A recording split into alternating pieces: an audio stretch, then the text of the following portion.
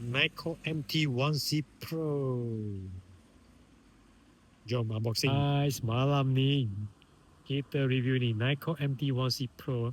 Customer dah order ni. Jom, kebetulan ada, kita review dia. Let's go. Inilah dia Nikon MT-1C Pro. Dalam kotak dia lepas kita unboxing ada warranty card, menu, ada lanyards, ada O-ring.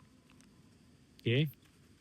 Lepas tu ada cables USB-C, A to C. Nikon MT-1C Pro. Tengok. Mantap. Jom kita cuba lampu dia. Okay, inilah kotak dia.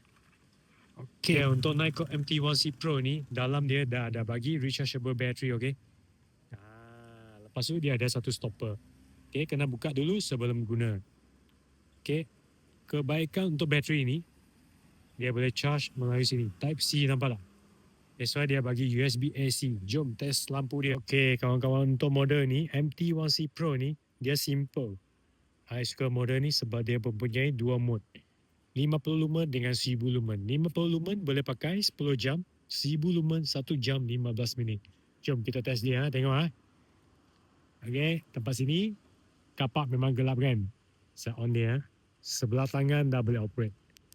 Nampak? Ini low mode. Okay, sekejap. Nampak tak? Okay, low mode. Lepas tu kita tukar kepada high mode. 1000 lumen tu. Tengok.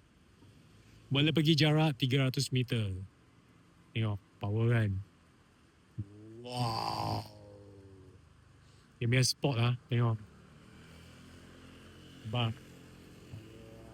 Untuk 1000 lumen. Okay. Off. Pilih mode dulu. Okay.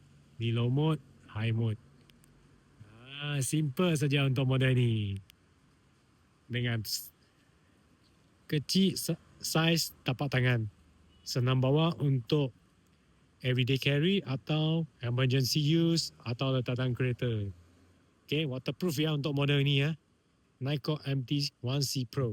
Guys, kalau berminat jangan lupa follow kita orang dan like video kita orang, okay? Boleh cek di bag kuning kalau kita dah upload atau kalau kita tak upload, komen, okay? Jangan lupa follow dan like kita orang. Terima kasih.